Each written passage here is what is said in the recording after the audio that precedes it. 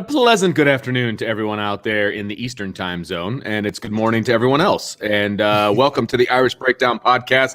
I am Vince Sedaria. I'm the football analyst here at irishbreakdown.com. That guy right there, that's Brian Driscoll. He is the publisher at irishbreakdown.com. And since we do have some listeners that are overseas and things like that, it might actually, for some of them, be good evening.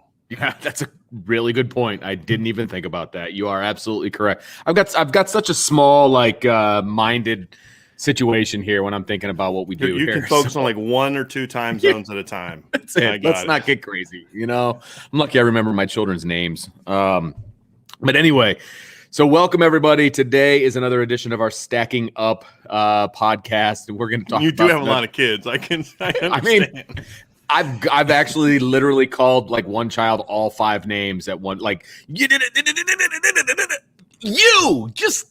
Sorry, yeah. I'm my grandmother's favorite grandchild, and she calls me Marty and Barry, and exactly. So it's my dad and my uncle. So right, it's all good, man. I understand. It is what it is. But that's not what people came here for today, Vince. Nope, it's not. They came here to talk about the Notre Dame defense versus the Virginia Tech offense, and this, Brian, without a doubt, is the matchup that matters as far as the win-loss, I think, for Notre Dame. This is – I don't think anybody's going to argue with us when we say that the defense is the strength of this team. It's been the strength of the team for many, many years, but so much more this year than in any other year. And so, it's going to be like this week after week. It's the Notre Dame defense versus whoever's offense is going to be the matchup that is going to determine who wins and loses this game. And I don't think that's going to be any different this week. No, it doesn't. And look, we're at the point in the year, Vince, where we can kind of accept who this team is right now. We have a good sense of it. Right. And the reality is the way that this team has played this year is if the defense doesn't play great, they could lose to a good team or almost barely beat mediocre to bad teams. That's where we're at. Yeah. Because the offense has been pretty much abysmal outside of the first game, and then parts of a second game against a MAC opponent. Notre Dame has gone 27, 20, and 13 on offense the last three games against Power 5 opponents. So unless the offense just miraculously turns it on Saturday night, which I hope they do. It'd be great. This is the side of the ball that you have to dominate, and the matchup is such that it is one that they should, in fact, dominate. There are some concerns, obviously, as we'll dive into the specific matchups, but this is a Virginia Tech offense that simply has not been that good this season. Yeah. And it's a game where Notre Dame is going to have to, in my opinion, be the better defense on the field, because that's what this matchup is. It's two pretty good defenses. Virginia Tech has been more consistent, I would argue, against – a couple teams that play pretty good offense, at least one in North Carolina that plays pretty good offense. And Notre Dame's defense has been brilliant at times and inconsistent at times. They're going to need to be the better unit on the field on Saturday. Yes. And that's going to be that this matchup right here is going to be so important for Notre Dame. And that's just going to be true from here on out, because the dangerous thing for Notre Dame is the struggles they've had. They haven't really played anybody with a dynamic offense yet. That starts in a couple weeks. Correct. When they get a stretch of USC and then North Carolina, and Stanford's, coming along, and Virginia's been pretty good on offense this year. Their defense stinks, but that hasn't mattered for Notre Dame's offense. Right, exactly. This year. So outside of the opener. So it's troubling. And so this is a week where the defense is going to have to bounce back. They gave up some big plays last week. And I don't mean big plays as in long plays. I mean big plays as in crucial plays. Yeah. And there are the maturation, the learning process, in my opinion, for Marcus Freeman still exists. He's still learning this team. I think he's still learning how to run this defense. Last week going in, kind of playing off at the end of the first half, thought that was a mistake. Not being more situationally aware at the end of the game last week, and not having a couple of your better players on defensive line on the last series when Cincinnati went down the field. Those are some of those things where, when the margin for error is so small because your offense stinks, those are the things you can't make mistakes on, and unfortunately, that's the burden that's been placed on this defense. And right, is it unfair? Is it an unfair for burden? Years. Maybe, but I mean, it I definitely think, is. I mean, it definitely is, but it is. That's the but reality. it is what it is. That's exactly right. It's the reality, and if they can't step up, then they're going to lose the game. I mean, that's where we're at, and that's what I was referring to with the Cincinnati game. Is that was it unfair that I put so much on the defense there on that last drive? Yeah, it probably was unfair, but that's what the game came down to, and they didn't fulfill their end of the bargain, right? So, it's just, again, is it unfair? Probably, because I expect more from the defense than I do from the offense right now, and that's going to continue into this game against Virginia Tech. I expect more from the defense than I do from the offense, and that's why this matchup is so important. That's why they need to shut down Virginia Tech's offense, because if it gets to be a scoring duel, I don't like Notre Dame's chances. Yeah. No, look, if it's in a scoring duel in this game could be like 27-24. True. I mean, I'm not trying to take pot shots at the offense. I'm talking truth. The last 3 games against Power 5 opponents, they've scored 27, 20, and 13 points offensively. I mean, the defense and special teams outscored the offense against Wisconsin, right? I mean, that's the reality in which where we are now. My hope is that the defense can spring, maybe spark the offense a little bit, and maybe do it early. And we've seen the defense do that at times. Yes. You know, we've seen them give the offense short fields, and and the offense actually does pretty good with short fields. Yes, they've been very good on turnovers. They've been very good on capitalizing on turnovers. That's one of the few things this offense has done well. Yeah. Now, again, that's asking a lot of your defense, but it is. They've done it, right? They've done it, and this is one of those games where they need to do it because, again, you're in a hostile environment. You're in it's going to be a loud crowd. I think it's a little bit of an overrated environment compared to what people make it out to be, but it's still loud. Right. And this is a good Virginia Tech team. I would argue this is a better Virginia Tech team than the one Notre Dame faced in 2018 and 2019. I think, it's still early. They've played 4 games so far, but their defense has been pretty good this year. Not great, but pretty good. And their offense has some talent that they're kind of in the same boat Notre Dame is, that if they can get the offense going, they're going to be able to get rolling. Now, they don't have the talent Notre Dame has on offense, but for the ACC, they have some talent, and it's just about whether or not they can get that side of the ball going. But defensively for Notre Dame, you've got to ensure that this isn't the week that happens. Right. Yeah, absolutely. So Brian, let's jump in here with our normal stacking up analysis. Let's talk about the Virginia Tech run game versus the Notre Dame run defense. I'm still very confident in Notre Dame's run defense at this point in the season. So I like this matchup for Notre Dame. I do. I think that they've done a pretty good job. I think they almost overplayed the run a little bit against Cincinnati, and that's what got them in trouble. Could you explain that, Vince? Because I think that's an interesting assessment. I'd like to hear your thoughts on that. Yeah, I think that the linebackers are so good in the run that they were almost anticipating more run, number one. I think they were peeking in the backfield a little bit too much, and then they would hesitate when they're dropping into coverage at times. Not all the time. Do you think that was more about when you say that, are you more talking about like the running, like the handoffs to Jerome Ford, or are you more I'm talking about to Ritter scrambling? I'm talking about Ritter scrambling. Okay. I think that they were worried that was going to bite them in the butt, and that they were hesitant to drop because they thought that he was going to take advantage of them dropping. Which is somewhat of an issue again this week. I mean, it's a huge issue because Burmeister can run. Yeah, he can run, and I was listening to the broadcast when for the North Carolina game, and they said that he is arguably the fastest guy on the team, which I thought was a very interesting assessment. I would not have anticipated that, but he looked to run. I feel like Desmond Ritter actually tries to throw the ball first, run second. Desmond Ritter is a throwing quarterback who can run. Yes. I mean, that's kind of what we discussed last week. And I feel like it's the opposite with this kid. I think when he sees a lane, he goes, and he goes all out the whole way. So that, I don't know if it worries me, but it's something that you have to be prepared for if you're this defense, and you can't let that affect the way you're dropping, because the kid's got a good arm too. I mean, he can sling it around when he wants to. So that's definitely something to keep your eye on for sure.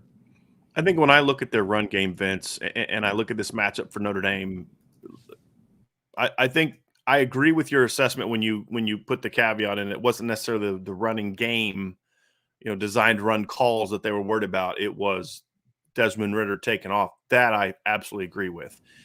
I mean, you're talking about a Notre Dame defense right now that statistically, when you look at those numbers, I always do that. When you look at those numbers right there, it's going to look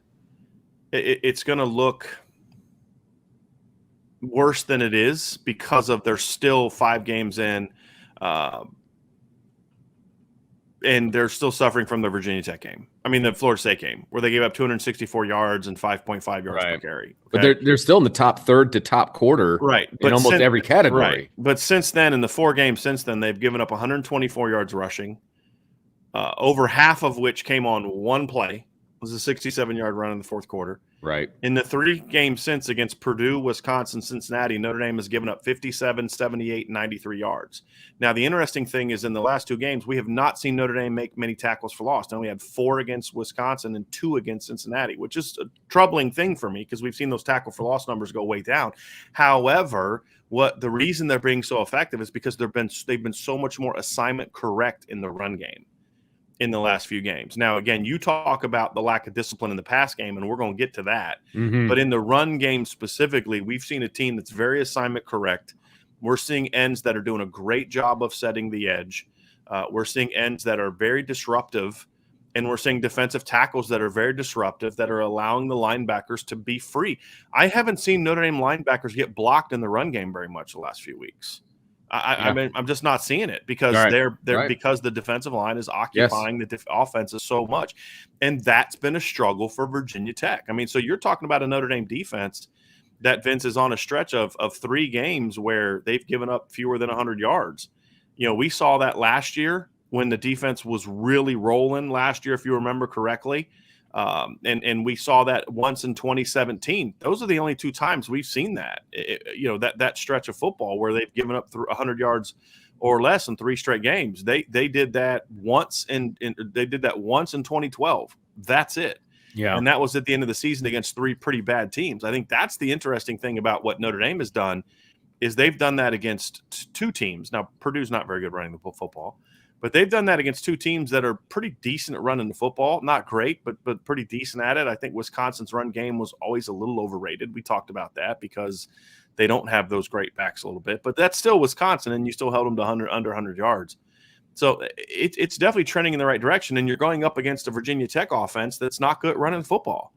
And I'll be honest with you, Vince, when I watch the film, I see minus I don't see the blown assignments that you're seeing from Notre Dame, just the run-throughs. But what I am seeing is a lot of the not moving. They get no movement off the line. And I think if you're Virginia Tech against an athletic Notre Dame defense, that's got to be concerning, Vince, because they don't look overly athletic up front. You're talking about Virginia Tech doesn't Virginia look Tech, overly athletic. Yes. They don't look overly athletic, and they get no movement in the run game. And to me, that's definitely advantage Notre Dame in this game. Yeah, I think they form pretty good pockets in the pass game, and obviously we're going to get to that. But you're right, the movement in the run game is concerning if you're a Virginia Tech fan. I agree with that one wholeheartedly, and they're going to be going up against a defensive line that is one of the best in the country. So that's going to be very difficult. It's a difficult matchup for Virginia Tech. It's a great matchup if you're Notre Dame, and on top of that, like you had mentioned and you alluded to, Notre Dame has done a great job this season of allowing their their linebackers to flow freely. And when they can, when White and Bertrand can flow freely, then sorry, that's a great response. I love it. Sorry, I started reading it in the middle of when I was talking. But if you can allow Notre Dame's linebackers to flow freely like they've been doing, they're going to have success in the run game. They just are, because I think those 2 guys have done so well reading where the runs are going to and just flying to the football. And they've had the knack of fitting into gaps where there's not a lot of room to fit into gaps and make those tackles at the line of scrimmage. And again, you're right. The tackles for loss numbers have gone down, and that's a bit concerning. But I can live with it. Yes, because of because they're being so assignment correct, and they're meeting the ball carrier at the line of scrimmage, exactly, as opposed to behind. Essentially, a lot of the 2-yard losses are turning into 0-yard gains or 1-yard gains, essentially. Right. So it's concerning to a degree. Correct. But a lot of it, and I'll say this too, Vince, and you tell me if you agree or disagree with this. I already know the answer. I guess I shouldn't have just said that. But the thing about it too is there has not been a single team this season that has come out on Notre Dame and just run the ball on them for 60. Agreed. Like, effectively. Like you look at Florida State's numbers, you're like, dude, how can you say that when they gave up 266 yards to Florida State? I'm not saying Florida State didn't run the ball successfully on Notre Dame. They did, obviously, from a number standpoint. What I'm saying, however, is that Florida State had 3 chunk plays that was half their yards. Right. And that's a reality. They had 4 or 5 total big runs in the game that hurt Notre Dame, including an 89-yard touchdown run, where a lot of it was just being assignment incorrect. You had Jordan Travis on some scrambles. That's really what it boiled down to. And a chunk of their yards came in the second half when Notre Dame got out of their base defense. Right, exactly. On top of the 89-yarder, which happened. But then you look at the 67-yarder that Toledo had, which was over half their rushing yards. Again, both times they were guys not being assignment correct. Correct. Right? Yeah, they didn't execute. Yeah. That, to me, has been the really impressive thing that we've seen from this defense this year, is to go from where you're giving up run game-wise, where you were giving up big gashing plays early in the game, and that has just all but been eliminated the last 3 games. And I think that's a really impressive thing, and that's called good coaching, when you can kind of struggle with something early and then you stop struggling with it because you coach it up and you make your guys fundamentally sound and assignment correct. So it is possible, point being, it is possible to improve the technique and the assignment correctness of your football team in 5 games, for those who say it's not. I'm just saying. I have nothing specific in mind. No, why would you? But that's called good coaching, and those are the things I'm encouraged by from Marcus Freeman's defense. Even though this last game there were some things that I said, boy, I bet you if they could do it over again, they'd make a different call there. Yeah, I mean that's kind of where I come from. And look, to a degree, teams can have bad games. I mean, as a unit, I mean that can happen, and we picked out the issues that we had when we did our upon further review on Sunday night. That there were things that they made mistakes, but they were mistakes that they hadn't made all season. Right. And so for now, it's an isolated incident. Okay, and it wasn't even that bad. Right. I mean, really, they gave up. If you count the field goals, they give up 30 points, but then you can take 10 points of that away from you. Contribute to the offense, right? So again, but that's the whole point, though. They can't afford to make those mistakes. Exactly. Like, if Notre Dame had a better offense, just a good offense, Notre Dame beat Cincinnati by 10 points because they don't give them 10 points. They don't give them 10 points at the beginning of the game. 10 first quarter points. They don't spot them 10 points. So that's the thing, is that's unfortunately where Notre Dame is right now on offense, because on defense, because they can't afford to not be great. They have to be great to give you. I mean, they dominated Wisconsin and still trailed 13-10 in the fourth quarter. On a score that came off of a defense on an offensive turnover for Notre Dame.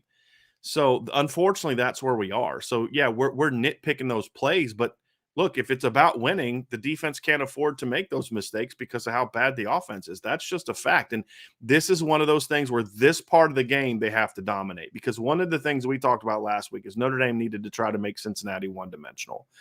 And for the most part, they did a pretty good job of that, I felt. And I felt like we saw Cincinnati rely on big plays in the pass game. Well, look, and we'll get into this in a second, Virginia Tech doesn't have the plethora of weapons that Cincinnati had. And they don't have a quarterback that's in the same universe as what Cincinnati's was. And we don't think Desmond Ritter's the first-round pick that people made him out to be, but he's a whole lot better passer than Braxton Burmeister. Absolutely. Yes. No question. And so, to me, this is another important matchup that you have to dominate the run game, in my opinion. You have to shut Virginia Tech down. You have to get early down disruptives.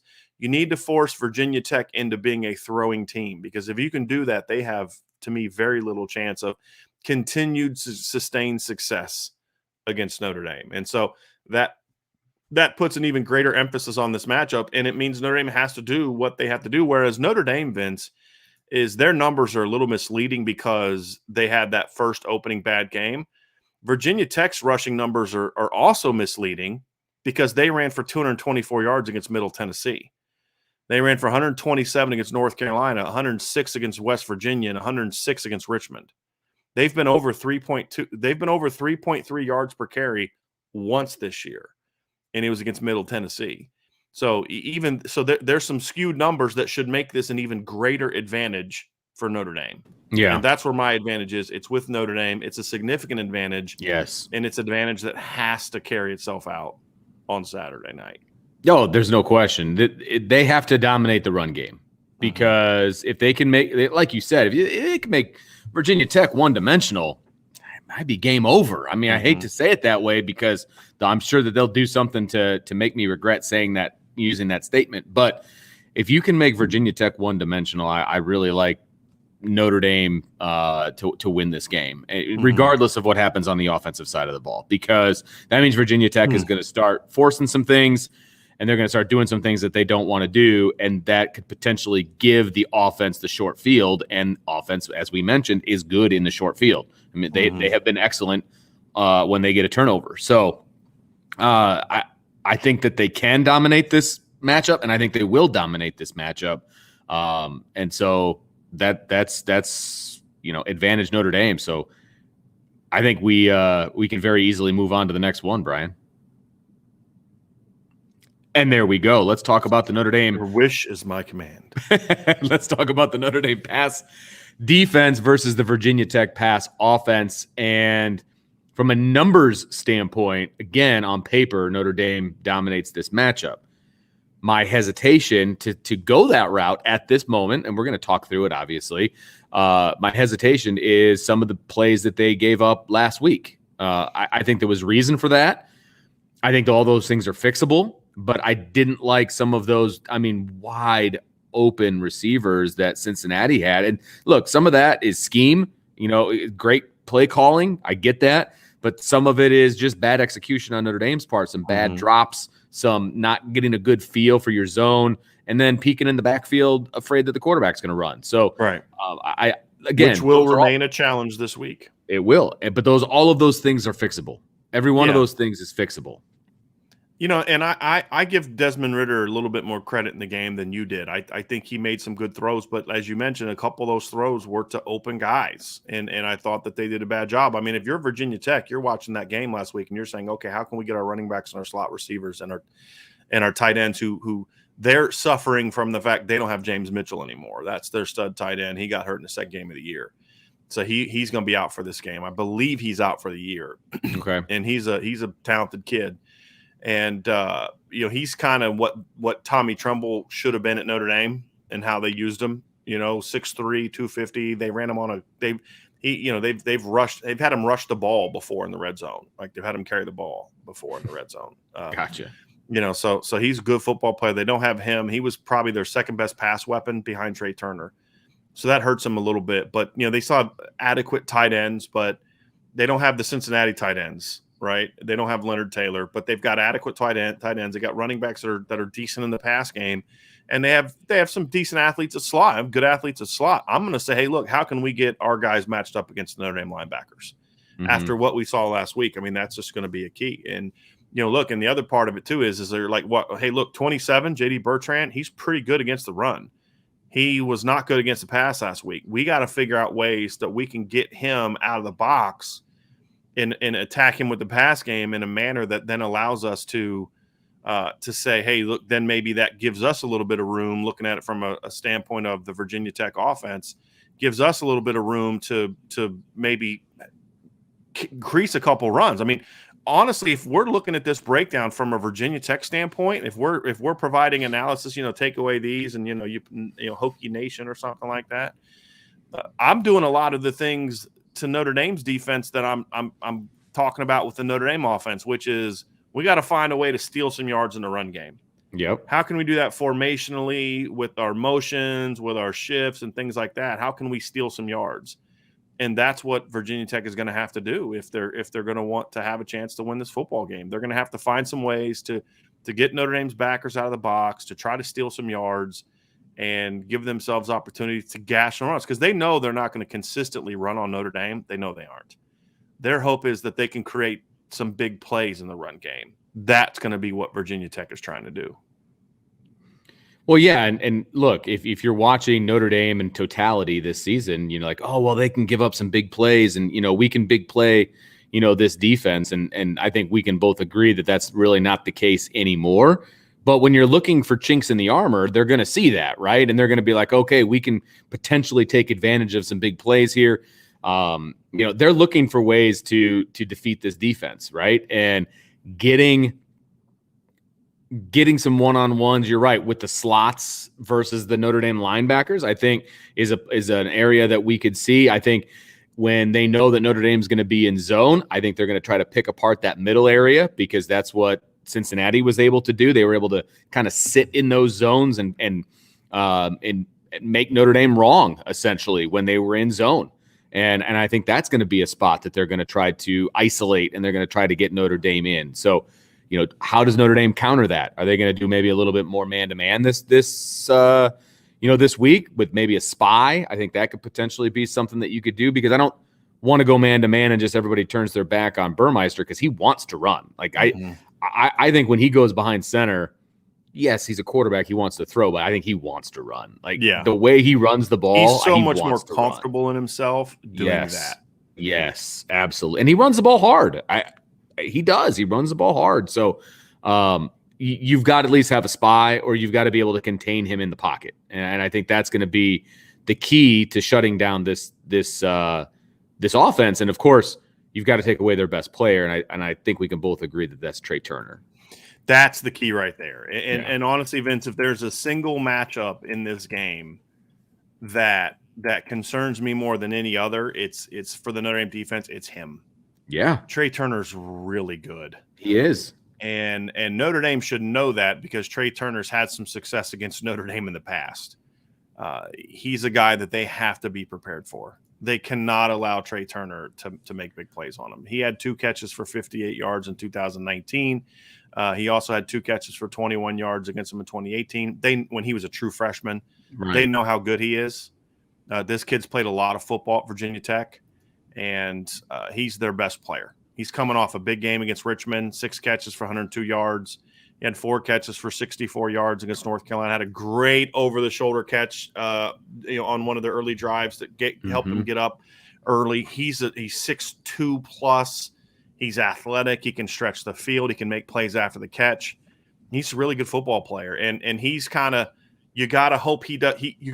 You got to do something to say, hey, we can't let him beat us the way that Alec Pierce beat us last week. That's what Notre Dame's coaches have to do. And when I say we like that, what I'm doing is I'm trying to look at it from the defensive coach's standpoint, because one thing that bothers me is people in my fans call Notre Dame we. You're part of Notre Dame Nation. I don't care about that. That doesn't bother me. Well, you don't play for – I don't care. That you do you.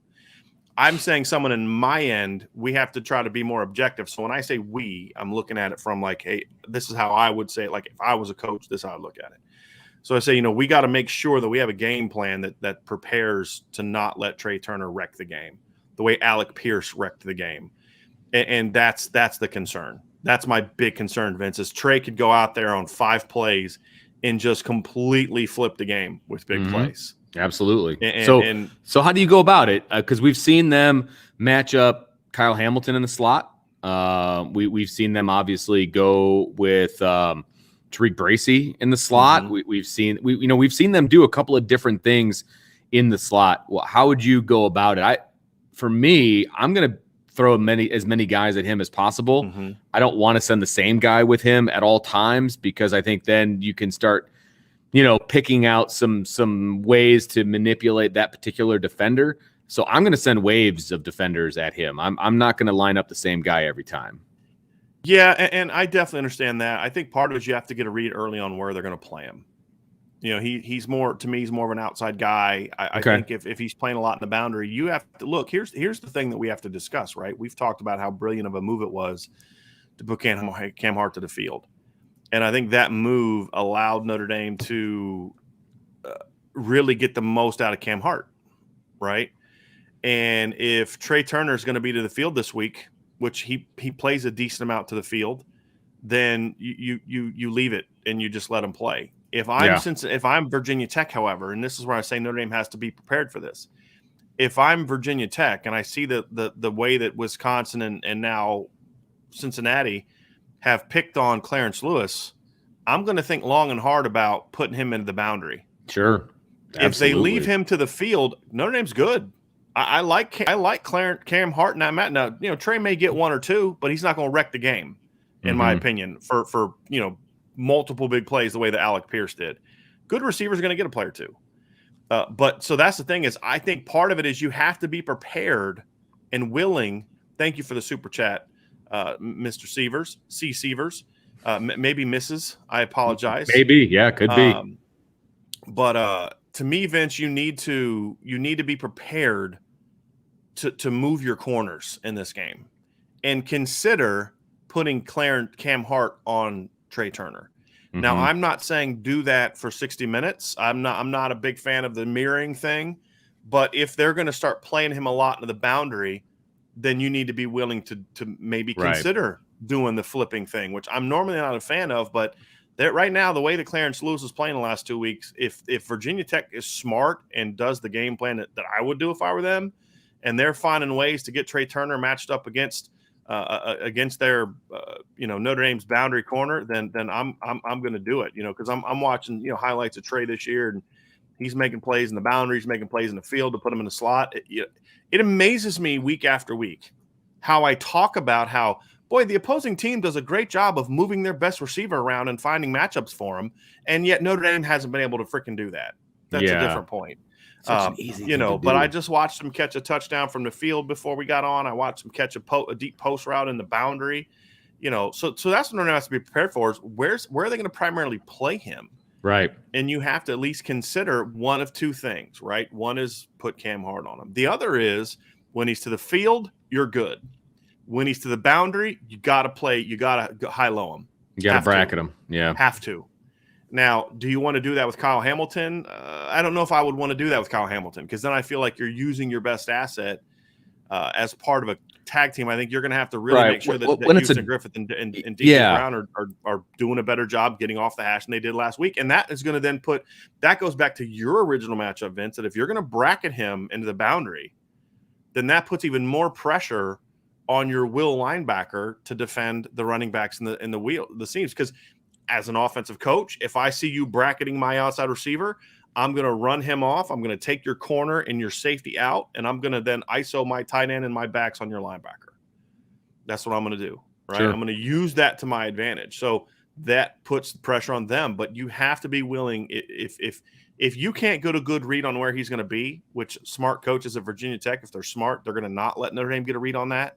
They're not just going to put him in the boundary the whole game, because then Notre Dame can double team them. But if they are doing a good job of masking it, then you need to be willing to say, hey, look, Houston, DJ, when you line up, if you see 11 into the boundary, you got to make a coverage check, and we got to bracket them, right? I mean, that's just what you have to do. And then let Clarence use his strength at the line to be physical and things like that. And then if you get beat, you're okay, because Houston's going to be right over top of it. DJ's going to be right over top of it. Yep. And then you put Kyle and Cam, your two best DBs, put them in the field. And then you got to let your dudes be dudes at that point in time, right, Vince? So that's what I would do in order, because if you can limit the success of Trey Turner, I don't think the Virginia Tech offense has much of a chance of really beating you in the pass game with any regularity, in my opinion. Just don't think they do. So C. Sievers sent a comment right after his super chat. So we're going to consider it a super chat. So I want to bring it up because he does bring up a good point. He says, not sure if it's already happened, but do you think we will see a scenario where Foskey and Botelho are on the field at the same time? I thought we were going to see more of that on Saturday. And I think that we will. I think we'll see that when we're in third downs more. But I think Virginia Tech's a team where that might be a good option to have in that third down, because now you've got two more athletic ends that can maybe do a better job of containing Bertrand while rushing. You know what I mean? I think there's two ways to go on third down. If it's third and long, one is, hey, do that 3D tackle thing you've been doing, which allows more big guys and disciplined guys to be on the field and to, be gap conscious to not let Burmeister take off, right? Because with him, you want him sitting in a pocket throwing. If you're getting beat by Braxton Burmeister sitting in the pocket for 4 quarters, picking you apart, it's gonna be a long game. Big problems. It's gonna be a long game, and it's gonna be a long rest of the year. I don't see that happening. The other option is to try to rush him quickly and get him to declare quickly. Because if you can rush the quarterback and get really fast rushes and he takes off, your linebackers are still there to close the ball. The concern is when he drops back, and then takes off, and the linebackers are now 12 yards into their drop. Right. But, for me, I would like to see more of that. I think they need to find a way to get Patelho going. We haven't seen that yet. We haven't seen him really turned loose. I think they need to turn him loose and let him attack more. Maybe he wasn't as good as we thought he was this spring because he was making all those plays against and pressures against an offensive line that we now have found out is one of the worst college football lines in college football. Maybe that's the case, but I think the kid can play, and I think you need to do some of that. But I also think that you need to be careful that you're not wearing Isaiah Foskey down. And to me, this may be a game where you want to say, hey, look, we're going to rotate them, and then some third down packages will get them in. But that would be kind of the thing. And we'll talk a little bit about third down here in a minute, but that would be something that I would want to see at times. But I think against a guy like Burmeister, you want to get more athletes on the field, in my opinion. Well, if bringing in Patelho means that he's the drop guy and Foskey's on the line, I'm all for it. Mm-hmm. I'm all for it because Patelho's better 5 yards off the line of scrimmage than Isaiah is. That's just not his game. And we continue to see them put him in that position. And again, if you're going to bring him, fine.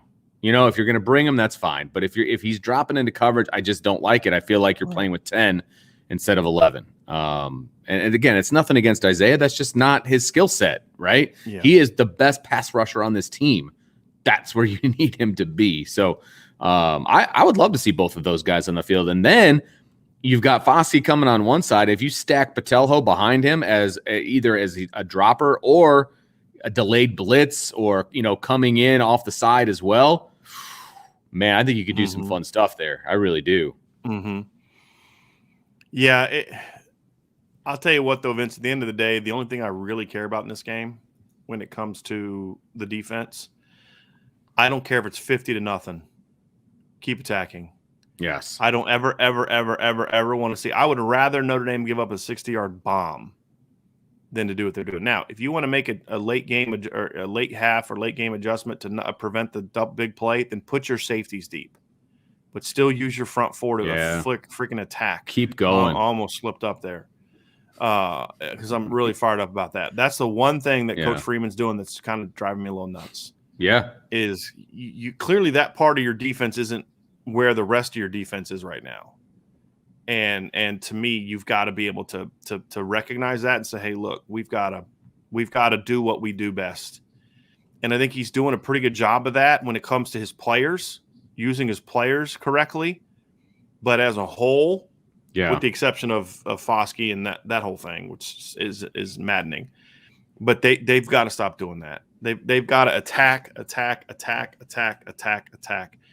I honestly think this is one of those games where the defense could ultimately, maybe Vince, you have anything else to say about the pass game? I think the thing that I point to down here is this is going to be key. Yep, absolutely. Don't let Braxton, these two numbers right here, don't let Braxton Burmeister get comfortable in the pocket because he's not a good passer. But if he's comfortable, he has a good enough arm, he can get the ball down the field. So that's the big key. But I want to dive right into the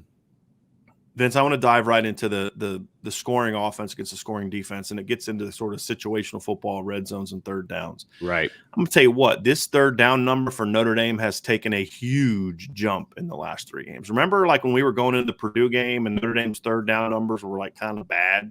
Yeah. Oh, yeah. They weren't really good on third down. And then you look at what they've been the last few games. They have been outstanding on third down. And their last 3, they were 57.1% against Toledo. The last 3 weeks, they've been 23, 31, and 35. Just pretty good. To me, that this is an area where I think that the Notre Dame defense can play a huge role in getting the offense rolling, the Notre Dame offense rolling. Allow me to explain. Virginia Tech doesn't move the ball very effectively in any way. Run game's not great. Pass game's not great. They got a couple individual players that can hurt you, but as a whole, they're not great. Their offensive line has got good size. It's not overly athletic.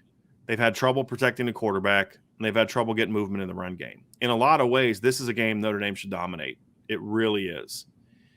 And Virginia Tech is just not an offense that should have success against Notre Dame. I mean, Cincinnati came into that game scoring 43 points a game. They scored 24, right? Purdue came into Notre Dame's game scoring 40-plus points a game. They scored 13. Now, Purdue's not scoring 40-plus points a game now, but still, it's a quality offense that Notre Dame kind of beat up. But Notre Dame's got to be able to shut Virginia Tech down. And the reason I say I think they can spark the offense, Vince, is I think that this is a game.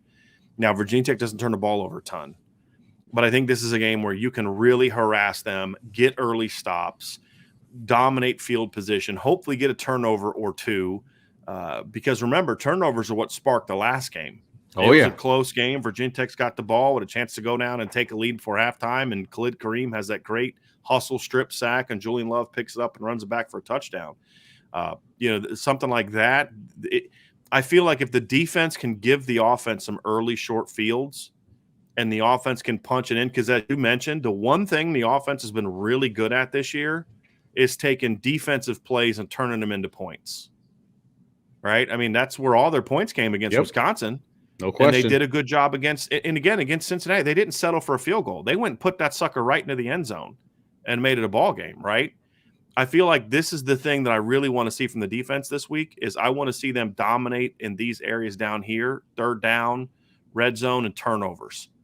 The things that they've been really good at this year, they need to be great at on Saturday, because I feel like that's the kind of spark that the offense needs. The offense needs to have some success.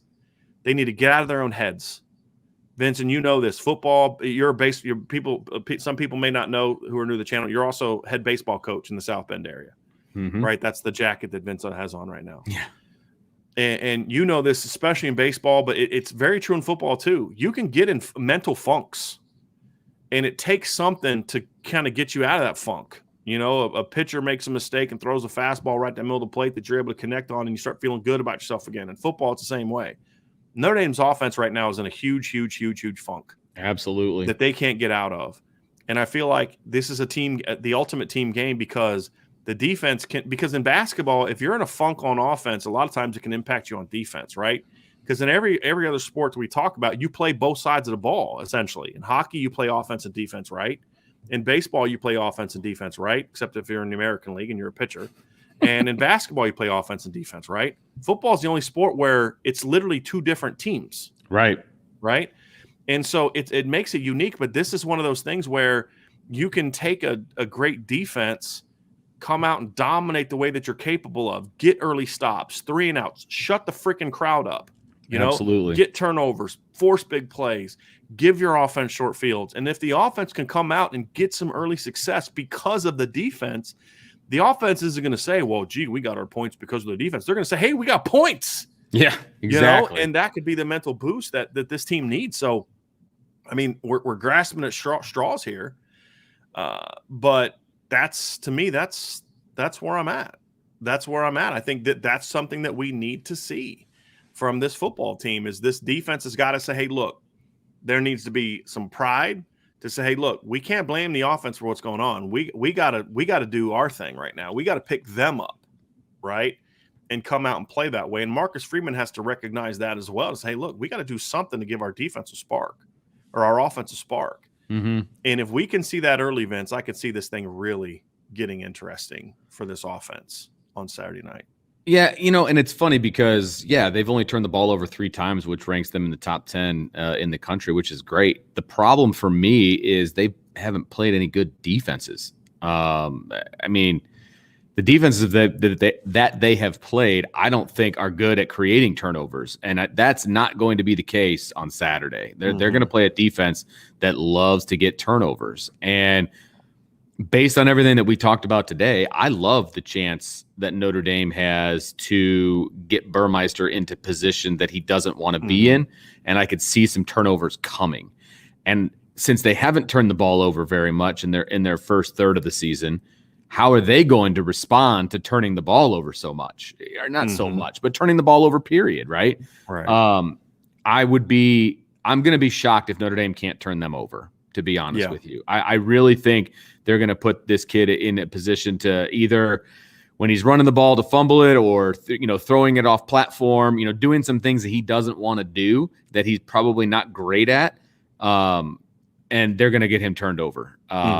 That's just how I see this game going. And you're right. I think the offense is the Notre Dame's offense is excellent at scoring when they get a turnover. And it's the one thing that they've been good at.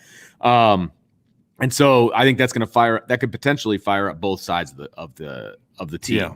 And once you put this Virginia Tech team behind, I don't know that they are capable of coming back. I mean, they're only averaging 23.5 points a game. I say only based on what Notre Dame has done offensively. Obviously, that could be enough. But if the defense puts the offense in position to score some points, I don't think 23.5 is going to be enough, right? So that's where my focus is. I think it's third down percentage, third down conversions, because then that kind of leads to potential turnovers. But it's the turnover battle that really has me interested in this game. If Notre Dame can win the turnover battle, I think they win this game. I really do. Yeah, and Bill Kostrub says if it all comes together and we start winning the game offensively, we cannot take our foot off the gas. It is time to bury an opponent. Agreed. I hope that Brian Kelly has this foresight as a coach that he has to understand. And again, I'm not predicting that Notre Dame's going to jump out to an early lead. We're building on a theme of what we were just talking about. If Notre Dame has a chance to really turn it on in this game, with all due respect to Justin Fuente, you got to do it. This is about your team. Yes. And if you've got a chance to bury them, you have to do it. No backing off, no running the clock out. You go full. They need to come out, and this is going to be the challenge for Brian Kelly this week on both sides of the ball. Your team lost. What are you going to do about it? Right. Okay, you're getting a lot of criticism. Well, the players aren't getting as much criticism from me as the coaches are, but the players still have to play better, do a better job. And to me, I look at it and say that they got to get into a situation where he's got to kind of say, "Hey, look, we've got nothing. We've got nothing to lose now, right? Like everybody's doubting us. It's like sometimes Brian Kelly performs better when there are no more expectations, which says a lot. It's a different conversation." But that's what he's got to do from this team. And sometimes I feel like going on the road can be the best thing for your football team when your backs are against the wall. I've always felt this, that, because at home you're comfortable, you're complacent, you're in your dorm, you go to the hotel on Friday night, you see your family, the crowd loves you. But then if you're not playing well and the crowd boos you, sure, that can kind of get in your head. Whereas they're going to boo you from the moment you come out of the locker room when you're on the road. And booing when you're on the road off the bus. Booing when you're on the road is like that shot of adrenaline, like, okay, all right, here we go. And part of me feels like we're going to learn a lot about this football team from a leadership standpoint, because I believe great teams can, those road games when they're struggling are the ones where you really come together as a football team. And I feel like this football team is either going to come together this weekend and play really well, or they're gonna not be mentally and emotionally in it, and it's either going to be another loss or a close win that has us really, really, really concerned about the rest of the season. That's how I feel about this game, Vince. That's how I feel about, okay, we're going to learn who Notre Dame is this weekend. Sure. I really feel like that is the case. How do they handle this emotionally, mentally, execution-wise? What's the energy level going to be like? Those are all things that I look at and say, we're going to learn so much about this football team. And this right here, this area right here is the one that to me for the defense is going to be the one we learned the most of. How are they when it comes to, because to me, it's like, be who you are, right? Disrupt the backfield, get pressures, get sacks, get hits on the quarterback, get stops behind the line. You want to get turnovers against Virginia Tech? Put them in third and longs. That's how you're going to get turnovers. Yep. You're either going to get strip sacks or you're going to get interceptions, right? Yep. You want to get turnovers? Beat those big guards off the line and meet the running back at the ball. Knock the ball out, right? Be disciplined on the backside of a bootleg and blow up the quarterback and knock the ball out, right? Be aggressive in coverage, jump balls and tip them and get the ball in the air that your other guys can pick off.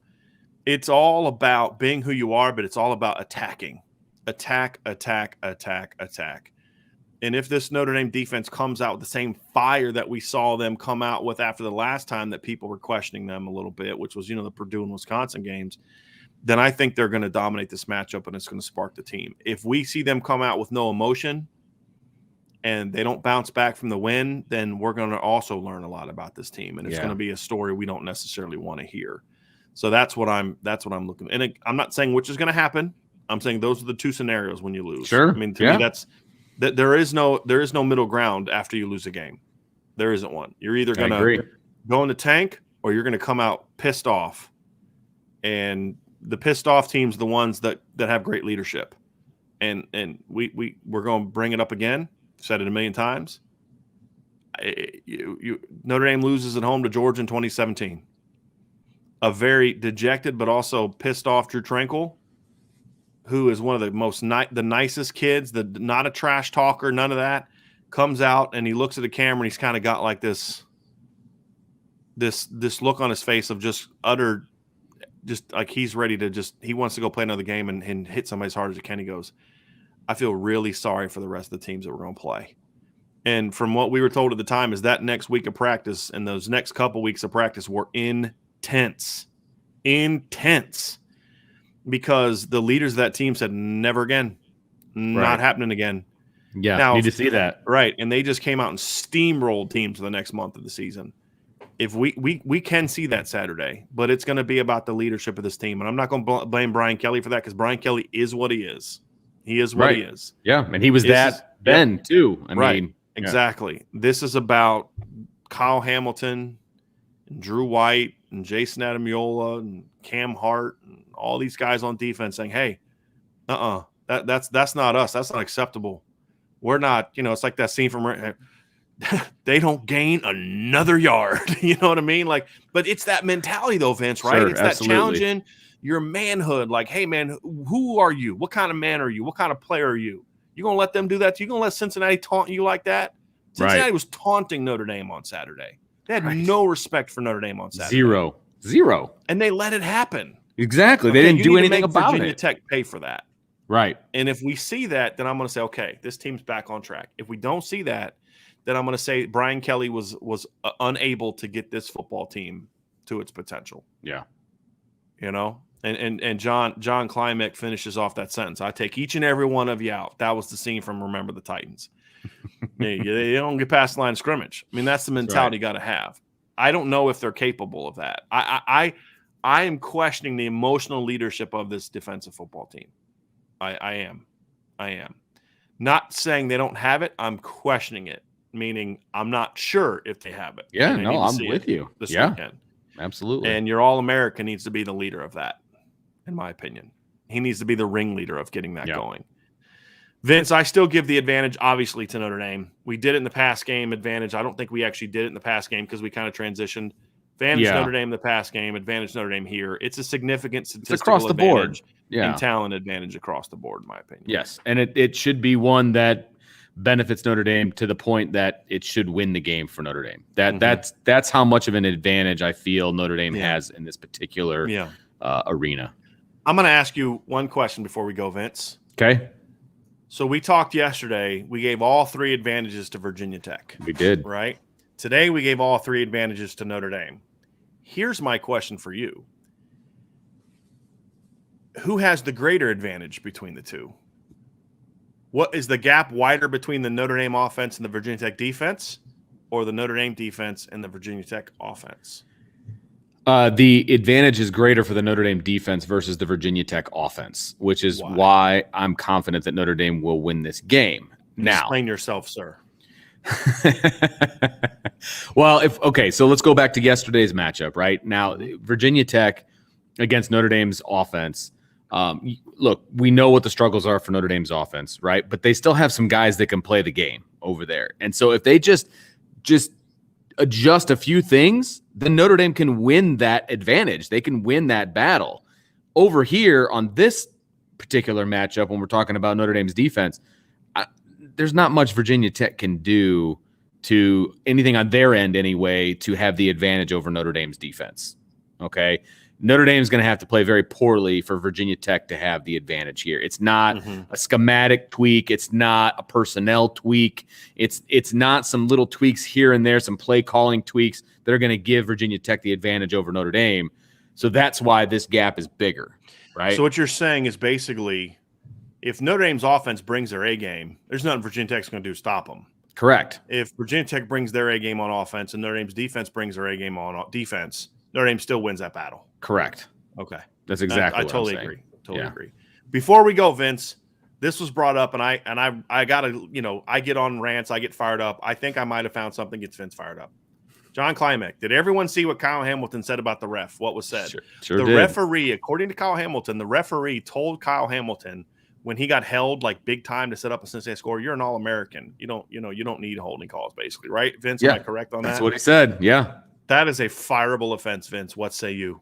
Oh my gosh, absolutely. I can't believe it doesn't matter what caliber player you are. A penalty is a penalty. Like that. I mean, and it's the dumbest thing I've ever heard of. He clearly got, I mean, he even said, because I listened to it, he even said, he's like, my jersey was all messed up because he was holding me so badly. He then said, he goes, now I should have gotten off of it.